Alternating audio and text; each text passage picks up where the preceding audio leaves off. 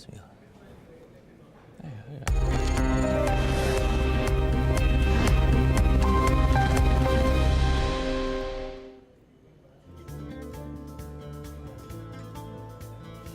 Hi guys, what's up? Now let's get two things out of the way. Car launches globally are always filled with a lot of excitement. But what I'm going to talk about next is not an ordinary car launch. And fanfare and media frenzy are things you associate with car launches. But these are not things you usually associate with the launch of a truck. Well, leave it to Elon Musk to change that perception altogether. The Tesla top boss unveiled a one-of-a-kind truck at a grand event.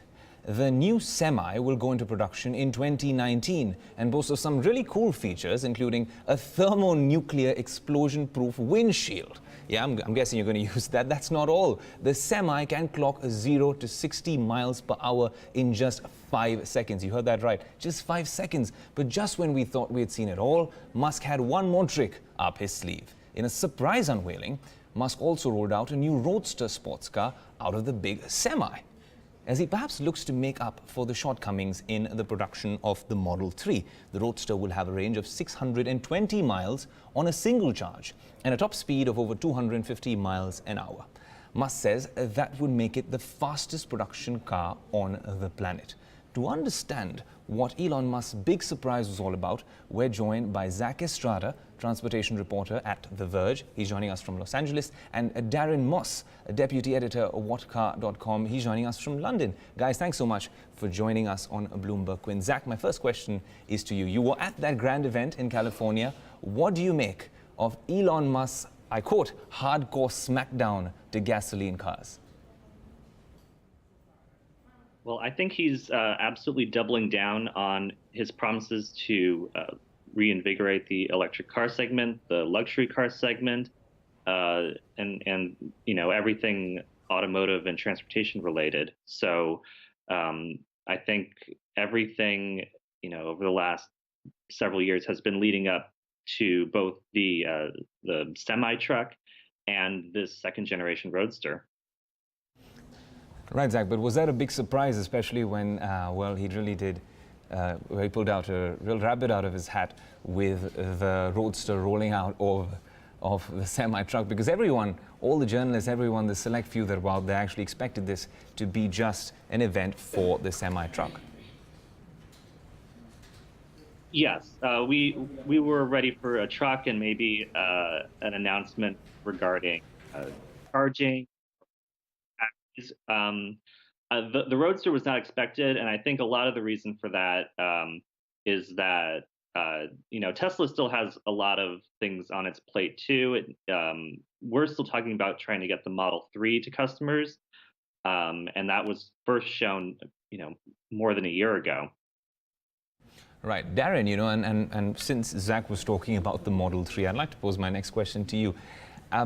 Considering the production wars that, well, Tesla has been really facing with the Model 3, and they haven't been able to meet their targets, there's been a lot of interest for that one model, because that's perhaps the vision of Elon Musk, that affordable sedan. But since they haven't been really meeting those targets, and there's been a lot of media speculation and a lot of questions and reports, is all of this just a mere distraction, or is there really something monumental in coming up with really entering the commercial transportation space? I think what really Tesla has done is really one of the oldest marketing tricks in the book, because you're absolutely right. In the last few weeks and months, there's been building speculation about where are these Model 3s. Elon Musk said not too long ago that by this point in time, he wanted to be building 5,000 Model 3s every week. And yet just a few weeks ago, only 260 cars were rolling off the line. So clearly something has gone wrong in a big way. So I would imagine that Tesla has simply ramped up the schedule for this Roadster to get it ready for last night's event in order to have something to really wow audiences and effectively scrape all the bad press under the carpet. But Darren, do you think this would be enough, or is this just piecemeal? Because while it seems interesting, and these are long-term plans, fantastic event, well, a lot of interesting visuals coming out of that event. But will this be enough, considering, well, and you've reported on this extensively, the Model 3 production wars And this is something that Tesla has acknowledged as well. Will this be enough, just coming up with this sort of a distraction? I think a distraction is a very powerful thing. Tesla is a lot like Apple. Products quite quickly, and then the time taken for those products to actually come to market can actually be quite long. So we're not talking about the Roadster making production until 2020. So it is worth bearing in mind that a lot of things about the car are probably not finalized and probably are subject to change. Now, the biggest headline figure to come out of last night's event was this 600-mile range, but it's worth bearing in mind that that is not real world range, so to speak. That can change according to weather, according to how you're using the car, according to where you are in the world. So that could realistically turn out to be a lot less. But what Tesla has done, what Elon Musk has done, is successfully ramp up excitement for this launch. And like you say, you wouldn't expect this kind of excitement to come out of just a truck launch. So by adding the car onto it as well, you've really got to applaud what Elon Musk has done. Absolutely, Darren. That's an interesting marketing gimmick, as you mentioned. But Zach, something I want to understand is, considering this was essentially a semi-truck event, Zach, and you were at the event, and you've been covering this space for a while. I want to understand if you think this is the right time for Elon Musk and Tesla to be entering the commercial transportation space, because well, when the Model X came out, there was some initial teething issues with it as well. This is, well, he also said that, the technology is so revolutionary on this one that this could actually prevent jackknifing on the highways as well. Do you think this is the right time to come up with a truck option, a semi-truck option? I think it's the right time for Tesla. It's to the same point as the Roadster. This is something to generate interest among a different set of buyers. And he has, basically 2 years to figure out all the, any issues with quality, any issues with the technology, also the charging infrastructure for this vehicle. They're going to have to invest greatly in that if it's going to be accepted in a significant level.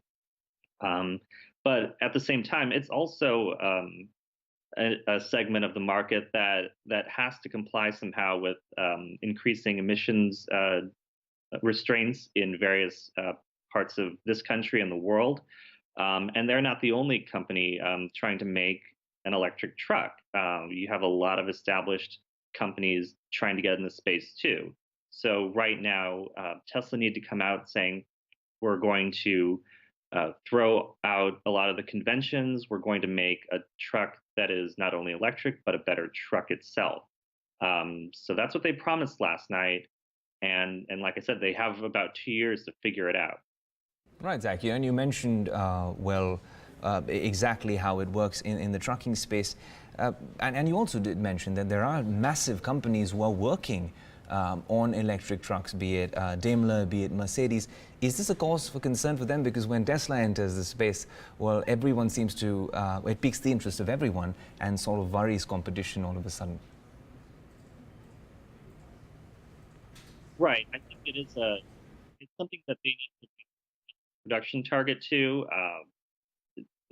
Like you said, Daimler wants to try and roll out some of these electric trucks next year. But they don't have the same range that Tesla is promising. They also don't, they're much more conventional in execution in terms of the way they're designed. So it's up to buyers, fleet operators to determine whether, who they want to take a chance on. Right. Darren, another thing that I wanted to speak to you about was also the fact that, it's been widely reported that Elon Musk has been camping at Tesla's Gigafactory in Nevada to actually oversee the production of the new cars, especially considering the Model 3. And since he did mention that there are elements of the Model 3 in the Semi itself, be it the Model 3 motor or even the touchscreen displays found in the Model 3, considering the issues and the production woes that he's been facing with the Model 3, do you think that's a sort of a worrying factor, considering the Semi is using some of the same technology? I wouldn't be overly worried. One thing that Elon Musk is famously very good at is turning around problems and finding solutions. Now, he will have been very upset to hear about the production woes that the Model 3 has been under, and obviously the media speculation that goes along with that. But I would imagine he's been camping there to try and find the solution to that problem and get it sorted. I wouldn't be overly worried, because although there are parts shared with the Model 3 and the new truck, it is also a lot of new parts. So I would imagine that they put a lot of investment, a lot of time, and a lot of effort into making sure that those problems aren't repeated. Right, Zach, and right, Darren. And also, Zach, I want to speak to you about this electric push. Even here in India, the Indian government has been making a strong electric push. They want all vehicles to actually be electrified in the coming years. And also when it comes to the environment, in terms of, and I want to pose this to, Zach, you could go first, because when it comes to the emissions, is that something which would be seen by, especially considering the pollution issues all over the world right now, is that something that could be seen as a USP, considering this is Tesla, and considering, well, it's safer, it's cleaner, and it perhaps runs on electricity? Are these things that would be looked at very positively, especially when it comes to the semi? Well, I think in terms of the semi, it's more of a necessity and possibly a way to reduce maintenance costs for fleets. I think at this point, it's too early to say whether it'll do the same for the semi-truck industry as the Model S did for the large luxury car segment, perhaps. But in terms of the Roadster, in terms of and especially the Model 3, I think in a lot of markets, the electric car has been accepted as a viable mode of transportation. It's shown that it can be more than a small, cheap-looking hatchback with batteries thrown on as an afterthought. And I think now that much larger companies such as Volkswagen Group, Daimler, BMW, they're all about to jump into the electric car segment with models that have the same range as what Tesla has promised. It's only going to get bigger. We're so far into electric cars that I don't think there's any turning back at this point. Right, Darren, and I wanted to ask you the next question, because this is a whole different ball game. He's not competing with luxury car makers anymore. He's actually competing with truck makers. Now, considering their core business was these luxury sedans, and of course, something that the whole world was waiting for with bated breath, being the Model 3, would you say this is a wise move to get into, the commercial transportation space, Darren? Absolutely. I think it's a very wise move. It's worth remembering as well that it may turn out to be an easier move for Tesla than it was to launch a new car, because the car industry is incredibly cutthroat. There aren't as many truck manufacturers as there are car makers, so it could in fact be easier for Tesla to launch itself into the truck space with this brand new all-electric, revolutionary, some might say, product, and completely blow its competition out the water. Now, as Zach said, other manufacturers are already looking at this space. You've got Daimler working on an electric truck. I'm sure others are as well. So Tesla won't be alone for long. And just as it's found with the Model S, it might have been first to the market, but it won't always be the best. Right. Also, Zach, considering you were at the event, are there any plans perhaps to take these two big launches from the event and take them to the global market? Because right now it seems like all talk has been about solving the issues in the home market in the US to start with. But are there any plans that Tesla has to actually take this onto a global stage? Well, I think in the most recent reports, Tesla has talked about how it's really increased its charging network in Western Europe, for example. I think what information we didn't get last night that was rather conspicuous is where either of these new vehicles will be built, and especially thinking that even if the Model 3 hits its production targets, that factory in California will be at capacity or over capacity.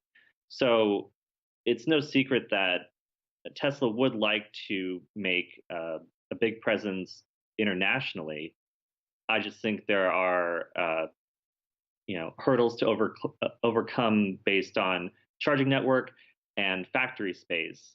But by 2020, when both the semi truck and the Roadster are supposed to be out, we could be hearing talk of a factory in Europe and China, as well as a greatly expanded network of charging stations. Right, Darren. Darren, isn't it a different situation in Europe, really? Because I know, well, all over perhaps Norway and Finland, there's a lot of charging stations out there as well, and there's perhaps quite a few Teslas on the road from what I've seen. But do you think, well, the European market and perhaps the Asian markets are perhaps ready for this big push by Elon Musk, be it the Semi or the Roadster? Absolutely. I think what we're talking about here is really the next phase of Tesla's expansion. It's proven the model, it's proven it's got the products, and now it just needs to push outside of its home market. Now, here in the UK, there are certainly a growing number of Teslas on the road, but there's still that perception of what's called range anxiety, where you won't quite have enough electric power to get where you're going. And even in a car like the Model S, something that's capable of doing over 300 miles on a single charge, that's still a huge barrier to Tesla really taking off. Now, as you say, the company and governments around Europe are putting millions of pounds into investing in their charging networks. And certainly here in the UK, we're rapidly investing in growing that network. So what's needed next, really, by Tesla and by other manufacturers is a bit of a marketing campaign, not necessarily around cars, but around electric technology as a whole, to say to the public, look, these cars will get you where you need to go. And if it's not quite far enough, then you can top up on the way. Now, obviously, Tesla's been leading that charge with its supercharger network, but there have been backward steps as well. So owners of the Model 3, for example, won't have free access to the network in the UK. So Tesla needs to do a little bit of marketing on its home front if it wants to really push outside the US. You know, that's an interesting point, Darren. I want to pose that to Zach as well, Zach, because from what I've been reading, battery specialists really seem to be wary of whether Tesla can produce a powerful enough battery at a reasonable price. Nearly a 300-mile battery pack costs nearly $200,000. Do you think that could be, well, worrying signs, considering this is a product that's supposed to take on diesel cars or diesel trucks? I think it is a concern, and that was something else that was very clearly left off of the discussion last night, is how much will this cost? Elon Musk liked to talk about total cost of ownership, but that may scare off people, or rather fleet buyers who can't afford that initial cost. And that's something that he'll have to figure out soon is, at what cost can that truck be marketed successfully? And also, how much more work does he have to do to lower the cost of the battery packs? All that has come down in the years, and analysts like to say that it's going to come down even more. But the question is when and how much. Zach, I was also going through your piece on the Tesla semi truck, and well, you had some time in it at the event in California. What was it like sitting out there, considering it's this central seating, like a cockpit, and then you have these touchscreen controls on the side? What was it like? It feels a lot like a Tesla car in many ways, especially with the lack of physical buttons and switches and dials. The screens really are, from the Model 3. It's an interesting position sitting in the middle of the truck, but obviously it creates a great space advantage inside. It feels much more spacious and easy to see out of than a conventional diesel engine truck. But I think for drivers who have been driving those diesel trucks for a long time, I think it'll take some getting used to. Right, Zach. I just want to ask Darren what he thinks, especially about something that Elon Musk went on about, being a jackknifing. And this is a big problem on highways all over the world.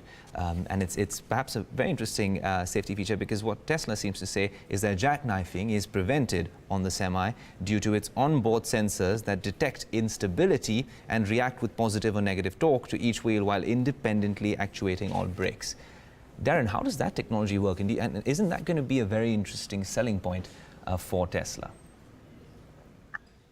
It really will be. I mean, around the world, safety, especially in the truck market, is becoming a massive talking point. Now, I won't claim to know too much about the truck market or about how the new Tesla technology works, but what I will say is what we've seen so far from Tesla technology, and I'm thinking of its autopilot system, is that it can produce a very stable, very reliable way of keeping you where you need to be on the road. But that's not without its caveats. As with all these things, you know, if you look on YouTube or on the internet, there are lots of examples where the Model S can be tricked or tripped up. And in those instances, it can be quite scary to have a system which is supposed to keep you safe, but at the same time may lose control eventually. Now, I'm not saying that will happen with the truck. What I am saying is there will likely be a bedding in period where people get to test out this technology. And let's not forget the legal ramifications as well. Autopilot and other autonomous systems are still subject to various legal guidelines around the world. So whether or not you're going to be able to use some of the truck systems will very much depend on where you are.